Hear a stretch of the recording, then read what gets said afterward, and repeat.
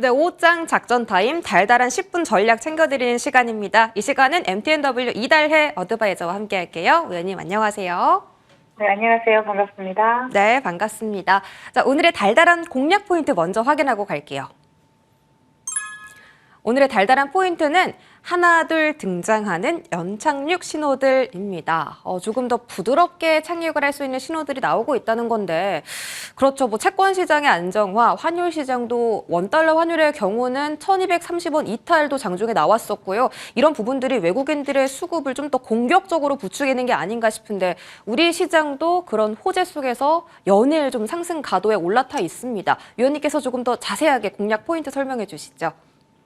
네, 조금 더 자세하게 공략 포인트 말씀드리기 위해서 전일 뉴욕 지수 상황부터 보고 가도록 할게요. 자, 전일 뉴욕 3대 지수는 미국의 4분기 경제 성장률이 2.9%로 시장 컨센서스를 상회하면서 연착륙에 대한 기대감을 구조시키면서 상승 마감을 했죠.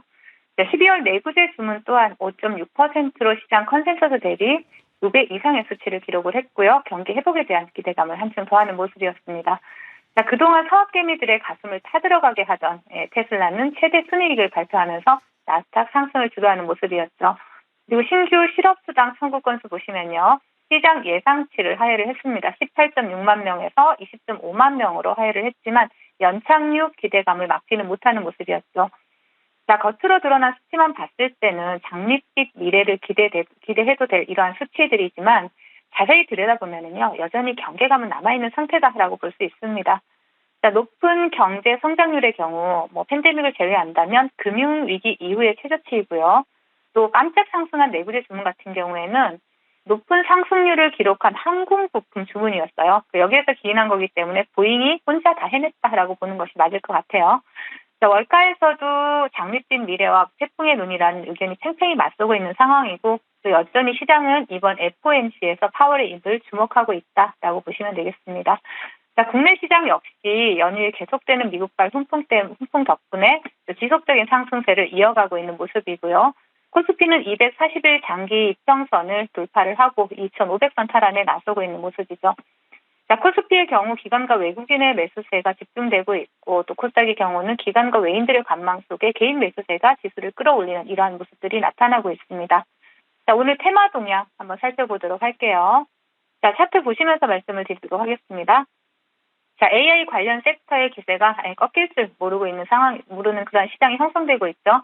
자, 전일 섹터가 전체적으로 조정을 받았던 AI 관련주들, 오늘 다시금 시세를 분출하고 있는 모습인데요. 그동안 주목받지 못했던 라온피플을 대장으로 해서 유엔젤, 지금은 유엔젤이 다시 상승률을 높이고 있는 모습이네요. 자, 그리고 나무기술 그리고 브레인즈 컴퍼니, 이러한 종목들이 두 자릿수 상승률을 기록하고 있다라고 보시면 되고요. 또한 증권형 토큰 관련 섹터, 제가 얼마 전에 말씀드렸죠. 갤럭시아 SM, 갤럭시아 머니트리가 단기 과열로 발이 묶여있는 상태에서 FSN이 강한 상승세를 나타내고 있습니다. 그리고 삼성전자 유통을 책임지고 있는 미래 반도체가 오늘 신규 상장 후 따상을 기록하고 있는 이런 상태죠. 그리고 하이딥도 보시면 삼성 관련 이슈로 상한가에 안착해 있는 이런 모습인 만큼 후발주들이 얼마나 따라 붙어주는지 이러한 모습들 좀 오후장에 좀 지켜봐야 할 것 같고요. 자, 오늘장 강한 테마는 아니지만 어제 한파로 인한 가스값 인상 관련주 좋은 흐름을 보여줬었죠.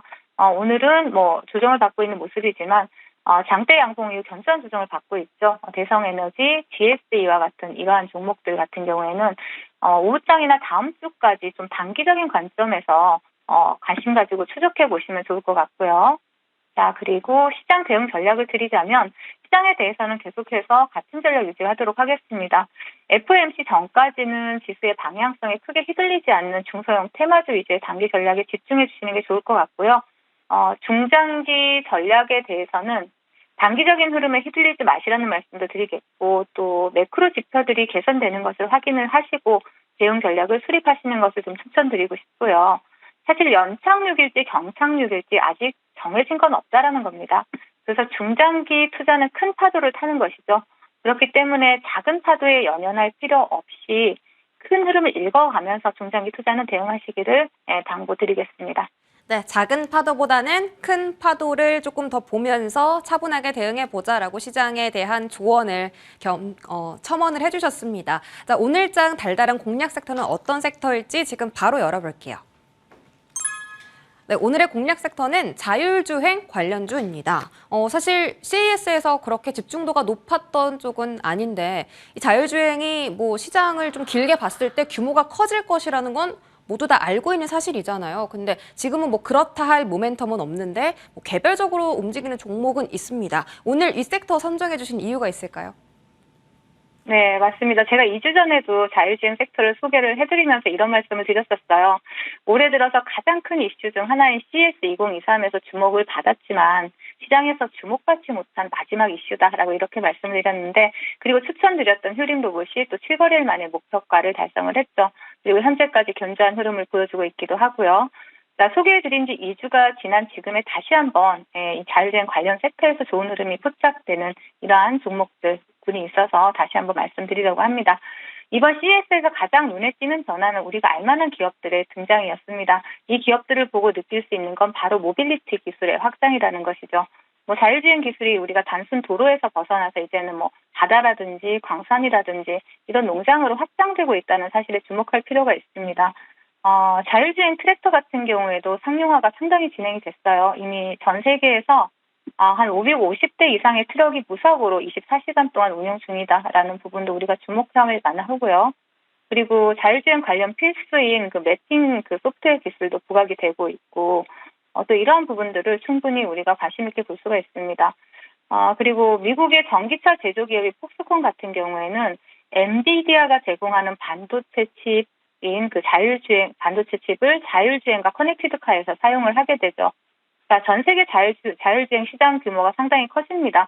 매년 한 41%씩 성장할 것으로 전망이 되고 있고, 또 주가는 항상 그렇죠. 뭐 이런 과정을 실현하기까지는 상당히 험난하겠지만 주가는 항상 꿈을 먹고 살지 않습니까? 그래서 이러한 기대감들을 충분히 선반영하면서 주가에 긍정적인 영향을 미칠 수 있다라고 보이기 때문에 자율주행 관련주 다시 한번 관심이 필요하다 이렇게 말씀드리겠습니다. 네, 주식은 꿈을 먹고 사는 것이다 라는 말 참 와닿습니다. 주가가 이제 호재가 터지기 전에 우리는 좀 미리 선 반영해서 둘러보자라는 말씀을 해주신 것 같은데, 그렇다면 자율주행 섹터 안에서 저희가 어떤 종목 집중해서 보면 괜찮을까요?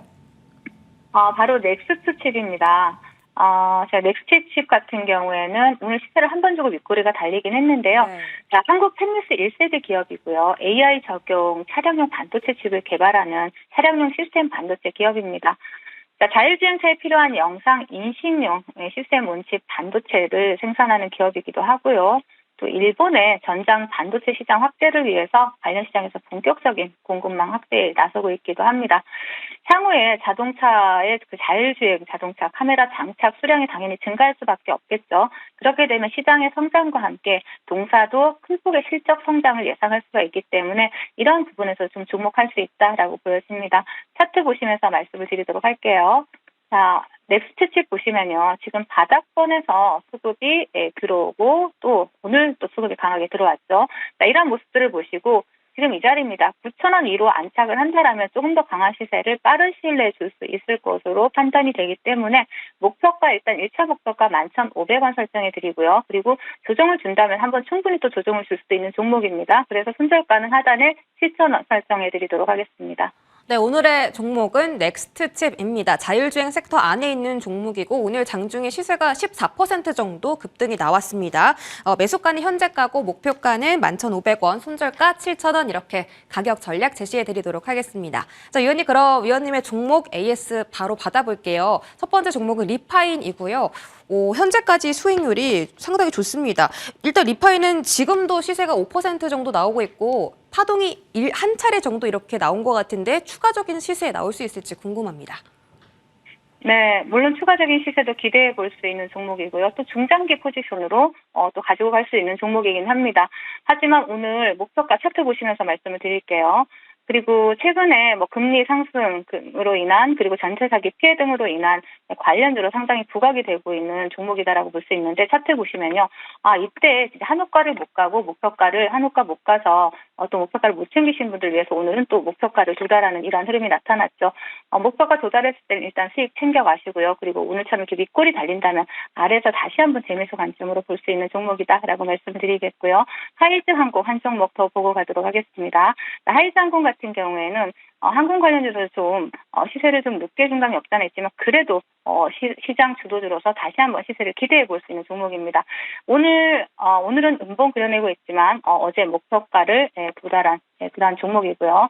자, 동종목 같은 경우에도 마찬가지입니다. 지금 시장 같은 경우에 수익 줄 때는 항상 챙겨가시고요. 우리 달달한 10분 방송 들으시면서 수익 챙겨가시고 수익 내신 분들 진심으로 축하드리겠습니다. 네, 리파인과 하이장공 모두 목표가의 단기간에 달성을 성공했고요. 수익은 줄 때 챙기자 전략을 말씀해 주셨습니다. 전략 많은 도움 되셨길 바라겠고요. 우리 MTNW 이달래 어드바이저 여기서 보내드릴게요. 위원님 주말 잘 보내세요. 네, 감사합니다.